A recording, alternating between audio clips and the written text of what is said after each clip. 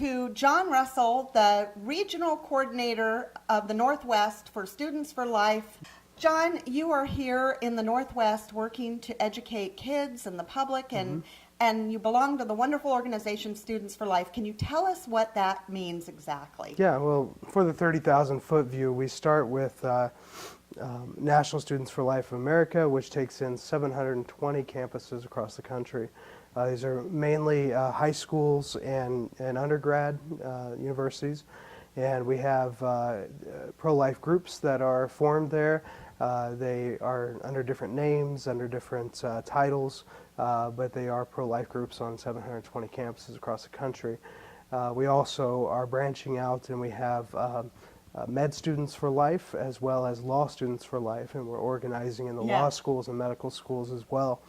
Basically, the way we look at this is it is the end push for when we will see abortion abolished. It is the end game, if you will. Martin Luther King understood that, Jr. understood that when the youth get involved in the movement, that the objective and the victory is close to at hand. And so we kind of see ourselves as kind of making that last push effort through the universities and getting the youth involved in changing their culture and changing the discussion and dialogue on campus. And I think in a lot of ways preparing and building the infrastructure for day one when abortion is abolished in this country. This generation in particular, in all polling, is showing that they are about 62% pro-life, which is for the first time since Roe v. Wade that the generation has been overwhelmingly pro-life. And there's a few things, a few reasons for that. One of those reasons is that about every one of these students in this generation, either their brother and sister or themselves have an ultrasound picture of themselves. So they've seen themselves in the womb.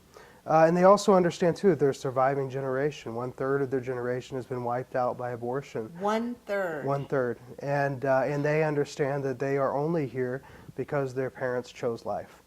And so this generation, while they are pro-life, there are different dimensions to that. So you have a lot of these students will say they're pro-life, but sometimes the vast majority of them, it's a moral relevancy where they'll say something like, I'm pro-life, but I can't force my views on other people.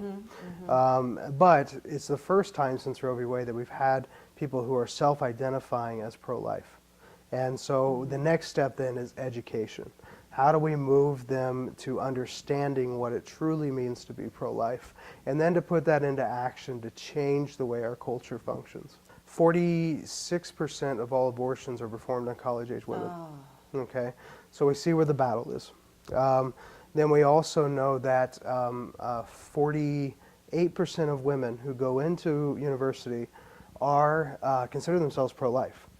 Really? But 26% of them consider themselves pro-life upon graduation. Oh, no. So there has been a lot of indoctrination as well as life circumstances where women have gotten pregnant in university and have gone to have an abortion while they're there, or they have friends who have done that, and it's kind of changed their worldview. So from that context, what do we do? How do we handle this? How do we change the mentality and the focus on our college campuses? Obviously, some of the things that we've done over the years in activism is education and different events to draw attention to the issue. But I think what's really of utmost importance at this point is that we are moving towards a time where we're building an infrastructure on campus to help point women in the right direction when they find themselves pregnant, to be able to be a resource, to be able to be a light, and providing information for women, and getting others involved in helping and being a support structure for women who find themselves pregnant. And so, what I always tell a lot of the groups that I work with on college campuses is we have to prepare for day one. When abortion is made illegal again in this country, we have to prepare for day one and building the infrastructure so that we have people pointing women in the right direction. Because there's going to be a lot of confusion, there's going to be a lot of anxiety, people are not going to know what to do, they're not going to know where to go. Obviously with the pregnancy resource centers in the communities, the infrastructure has already been built. in the communities, but nothing on campus. Wow. And so that's what we need to do, is to build that infrastructure on campus to point women towards the pregnancy resource centers, to provide resources on campus. Seattle University just recently worked with their administration to establish a lactation room on campus, Really? where the women Yeah. Who have babies can go to never see that. breastfeed. Yeah, to There's breastfeed. no way you would ever see Yeah. that. That's awesome. Another one is University of Washington. We put in diaper changing tables with diaper Wow. decks Yeah. in the bathrooms. Unbelievable. And even if they're not utilized that much, it still puts a picture in the minds of women and young men that, oh, we are pregnant, but it's okay. Interesting. There's ways that that you can still go to college and still have your child. This is the most important. Yeah, we have groups that are raising money to provide housing and childcare for women who are pregnant in college, so they can be able to go to college and finish their education while still caring for the child. The number 1 and 2 reasons why women college age have abortions is lack of housing and lack of childcare. So a lot of them these groups are raising grant money for those women. So when the women do find themselves pregnant, that they can help them finish their education. The other aspect and the other things that they're working with is they're working with the administration to develop a comprehensive pregnancy policy on campus, so that women who do find themselves pregnant, that there is a roadmap for them to be able to finish their education. Wow. And so that's one thing we've done. Now on the Christian campuses, it's been a little different story because, obviously on the Christian campuses there's a standard. And the standard a lot of times is that, our students are not to have sex, Right. and they are not to, proceed in a way that would They have moral codes. yeah, that they have moral to- codes, and it's tricky. And so, but obviously, there are lots of students at Christian colleges who get pregnant. It just happens. Right. And so, working with the administration to develop a comprehensive pregnancy policy is very important. So, a lot of times, what you'll see is a woman who gets pregnant at a Christian college, and then she will be ejected from the school. Right. And then nothing ever happens to the To the young guy. man. Right, And of so, course. so developing a policy, a good policy would be that when it is found out that a woman on campus would be pregnant, that there would be a counseling session between the man and the woman, with the parents and the administration involved, and then developing a roadmap of how the child's going to be taken care of and how to finish the education To process. choose life. Yes. Because we can't be about life and then all of Yeah. a sudden throw people out of the university for a mistake that they've made. But most Christian universities are moving in that direction. Yeah. There's still some that have their head in the sand, and they'll say things like, "Well, our students don't have sex," or those kind of things, and and obviously, void of So they reality. close the door on communication, basically. Communication. So it's really important that we get into Christian universities and also educate them, because there are a lot of things that are not discussed in the universities. Obviously, Planned Parenthood being the largest, women's health organization, supposed women's health, will get a lot of referrals from the health institutions on campus. Which, by the way, you need to tell what do they really do. Yeah, at Planned Parenthood. it's an abortion industry. That's how they make the money. So what you have is many universities, for the most part, will give a woman a referral sheet of OBGYNs, of different referrals. And so we try to get the pregnancy resource centers on that referral list. So that's the first step. Yeah. And again, even in the Christian universities, there's a lot of ignorance. There's one university in particular here in the Northwest that we send some of our students in to ask them what they did with pregnant women on campus, the Christian college. And they handed them a referral sheet. And as they handed, the nurse writes on there Planned Parenthood and writes the phone number. You're kidding me. And I don't want to say at all that it was diabolical or anything to that But it's effect. a good thing you caught it. But we caught it, and we were able to then bring attention to it and say, is this the policy of the university? And if so, do you realize what you're doing? Oh, that's wonderful. And so in the work to change those policies. And were they open to not doing that anymore? It's still in process right now. Oh, wow. Yeah. In Oregon, in the last 4 months, since January, we have been able to increase the number of groups we've had. We've almost tripled the amount of groups. So we've been able to really explode Oregon and get them get things going. I mean, we still have a lot of work to do. We need to get into Portland State University, as well as getting into also Oregon Health Science University. We have a Oh, group you were there. just there Yes, today? Yes. So tell me what you were doing up there Yeah. today. What's going on up at Well, OHSU? Our medical students for life groups are a little different. They are not activist organizations. They are dedicated to patient health and patient care. And so we go in and we help them to devise a plan for their semester to be able to raise awareness on conscience issues. So if you're a physician, what you do not have to do as a physician or as a Okay. student. We bring in doctors, medical doctors from across the country to come and do medical lectures in regards to Wow. patient care for, if it's prenatal or geriatric or anything like that. They come in and give life-affirming aspects of being a doctor in regards to those issues. We just had our first lecture at Oregon Health Science University on the 22nd of April, and it was the first time there had ever been a pro-life no. discussion amongst with doctors actually talking about it and talking about quality patient care in regards to the life issues. What was the response? How was your Over information relief. received?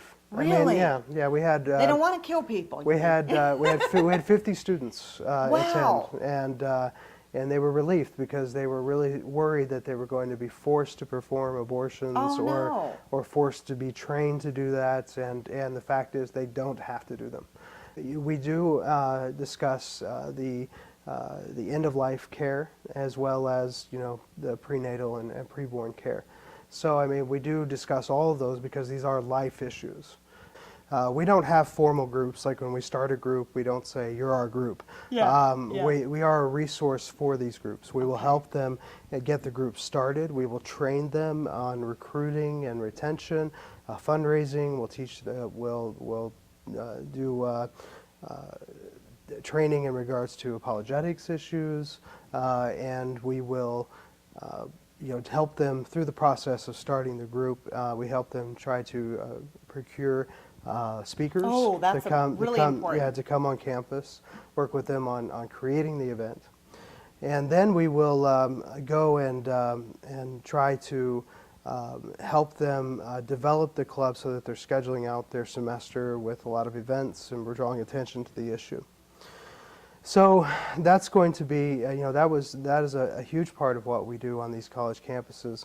And each campus is really different. Some groups want to take a different approach. If you're talking about your undergrad groups, sometimes they want to take more of an activist approach and draw attention to the atrocities of abortion. So they'll probably use more graphic pictures and trying to bring attention to those things. You have some groups that are more resource-oriented that want to deal with helping women to receive resources if they become pregnant and educating and drawing attention to those issues. So each group is different, and it really is based on the leadership of the organization. What I want to know is when you're out there on the campuses, do you ever have faculty that comes up and asks you questions after a presentation or kind of meets in the hallway and says, What? I never heard this. That you're kind of seeing their hearts change. Yeah. Sometimes. I mean, we just had Dr. Toffler up at Pacific Northwest University School of Medicine up in Yakima, and we actually had the pro-choice professor there in the audience and tried to throw some questions out. Good luck with Dr. Toffler, huh? Yeah. Wasn't very successful. Not so much on the academic side as far as professors, because because they're so locked into a dogma, into an ideology that if they break the mold on that, it's hard for them to function, and sometimes their fellow their fellow professors will take retribution against them. So you don't get a lot of the academic professors showing up for those kind of things. Really? Yeah.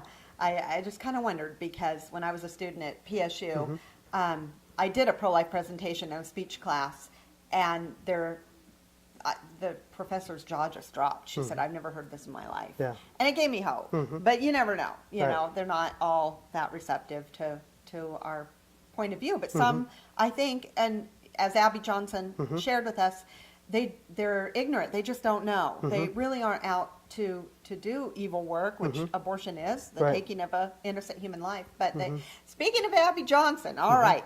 So for people that don't know, she was a Planned Parenthood clinic director in Texas for Right. 8 years. And 40 Days for Life, prayer, vigil, going outside of the clinic every day, started to know them, say hello as she came in the door to do her job. And she witnessed an ultrasound-guided abortion where she actually saw the child lose his life to a section abortion, and had a massive conversion begin in her. Went next door to our side, the pro-life group that was next door, and said, I quit, I'm leaving them, I want to, I'm done, help me out. And of course they embraced her with love, and she was sued by Planned Parenthood to keep her quiet, and it didn't work, so she's not very quiet. So Abby Johnson, beautifully pregnant with her second child, I believe, was recently up at UW, University of Washington, Seattle, invited by Students for Life group there to share her story. You were there. This made the news, quite a bit of news. Things got a little bit ugly. What happened? Yeah. What did you observe? Well, when I arrived, there were probably about 50 protesters outside marching in circle and chanting. And then they came inside, and about after every sentence, they would interrupt and try to stall the lecture. And she did some back and forth with them, which was fine. She handled it very well, and I think with a lot of dignity. And eventually some people started getting hauled off in handcuffs by the security that was there. So, I mean, it was rough and tumble. I expected that it could have gotten a lot worse. Really? But they ended up cutting it short. She spoke for about 45 minutes, and then they cut off the Q&A, so there wasn't any question and answer. But I think it was very obvious from the reaction, the visceral reaction that was demonstrated by the protesters. I think that it really does show that, when it comes to things of peace, things of love, things of justice, it truly is on our side. And the other side tends to really just focus sheer on the politics and the emotion of the subject, and they get carried away very easily. It really is obvious. They don't want to hear what we have to say. Right. In fact, they're so scared of anybody hearing what we have to say, they have to drown us out. Right. Does this happen on more than one occasion with pro-life speakers on college campuses? Yeah, it does. They tend to want to stifle debate. A lot of these people who are pro-abortion will say that they're, for free speech and very open-minded, but oftentimes they're for free speech and open mind as long as it agrees with their viewpoint. And so, it's most of the time, though, when they try to interrupt or disrupt, things that are being said, it just really shows that they don't want the truth to get out. Desperately. Yeah.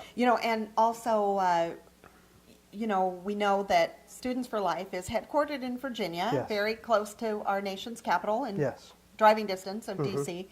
And recently, there were some demonstrations outside the White House for a very, very important cause that we talked about at the conference. Can you tell a little bit about what happened then and what the update is on it?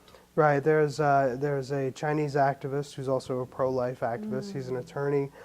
He's blind, and his future really is in limbo right now. He ended up going to the U.S. Embassy in Beijing. He was protesting the one-child policy, the brutal forced abortion going on in China that's we're not talking about over here. Right. So we don't know what his fate is, but some of our staff went to the White House to pray outside. And a lot of people don't know this, but they have a rule that you cannot stop in front of the White House sidewalk. You have to keep walking. You can't stop. So is this recent? I don't know how recent it is. Yeah. But it's security kind of. Well, they say it's security, but the fact is they stopped and they prayed on the sidewalk, and they came and took them away in handcuffs. So it's very interesting how we're. How we're protesting an abusive system, an abusive power, in China, and we have a similar instance here in the United States where people are not free to congregate and pray on public sidewalks in front of a public White House. Well, that's a really good point. I don't think most people understand the restrictions on pro-lifers in front of an abortion clinic compared to other kinds of protests.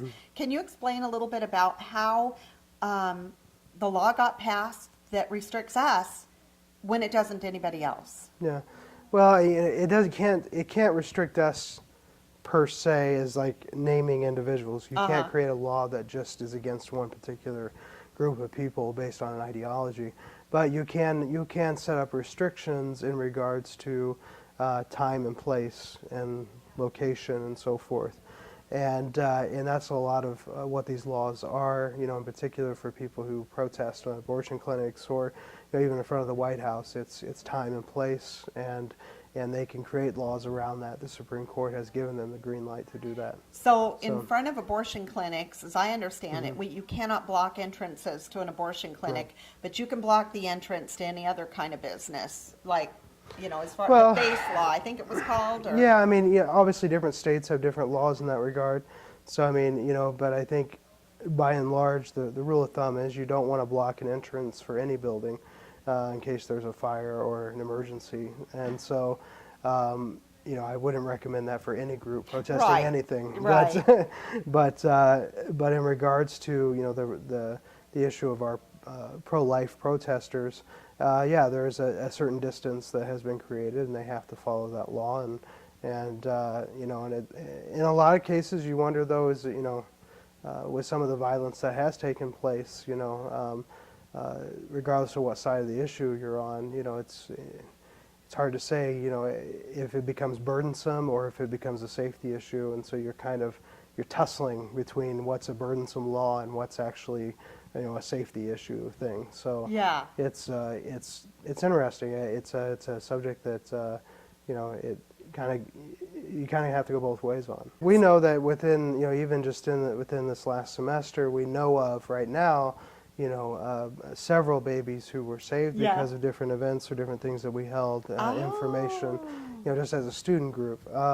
Those are just the ones we know of. Yeah, of course. And just a lot of the success that we're seeing is that we're really just trying to change the dialogue on campus, so that it's not, this really isn't your grandfather's pro-life movement. I mean, this is a new generation of pro-life leaders who understand that we're in the final stages of becoming a pro-life nation again.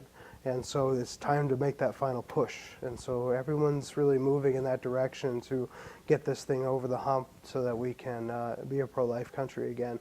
My final thought is, you hear a lot of people out there saying, this is just a women's issue. Right. What do you want to say to that argument? It's not a male-female issue. It is a social justice issue. And it is an issue that transcends gender, because it does take two to make a baby. Yeah. And everyone needs to have a voice on this and to speak out on the issue of life, because if we don't get this right in this country, this issue, we're going to get very little else right. Even if, that's why I always tell politicians when I meet with them, I will say, if you can't get your issues right on life, if this isn't the paramount issue for you, the chance of you getting anything else right is very slim, because life is the critical point to what we're here for. That is the defining issue of who we are as people. Just as slavery was an issue for us, and how we treated, people of African descent, we were judged by that, and eventually it was overturned. A lot of the same arguments in favor of abortion are the same arguments that are that were in favor of slavery are the same arguments in favor of abortion. Okay. And so we have to understand that just as we look back now and we look at the issue of slavery and we're like, what was that all about? That was just crazy, crazy town. Same thing with abortion. We're going to look back and say, what in the world were we thinking? I hope you're right. What are we looking? What were we doing? Right? 50 million dead. And we'll do that because there's been advances in medicine and in science, And because of those advancements, you already start to see the argument starting to shift away from, is it a baby? Yes. Because it's common knowledge that from the earliest stages of development, a Right. human life is whole, distinct, Yes. and is From a conception. living from conception. Yeah. And so that's testified in every embryonic textbook that's in the college campuses. Yeah, they might be ripping those pages out. Yeah, I don't know. but the fact is, we're winning the issue, and so now they're changing the dialogue and changing the tactics. They're moving from an invasive form of abortion, where they're going inside the woman, to giving her a birth to morning after pills, and so that's changing the discussion of, well, yeah, we know it's a life, but a woman still has the right to exterminate the child. Wow. Is becoming more of a prevalent issue that you're seeing in debate now. That yes, it might be a child, but it's still my right to end it. And fortunately for us, unfortunately for them, they're not going to win a lot of converts with that kind of arguments. The Northwest is so lucky to have this presence and the support of Students for Life, and I look for great things to be happening here soon. Hope to check in with you soon. All right, thank you. Thank you, Jon.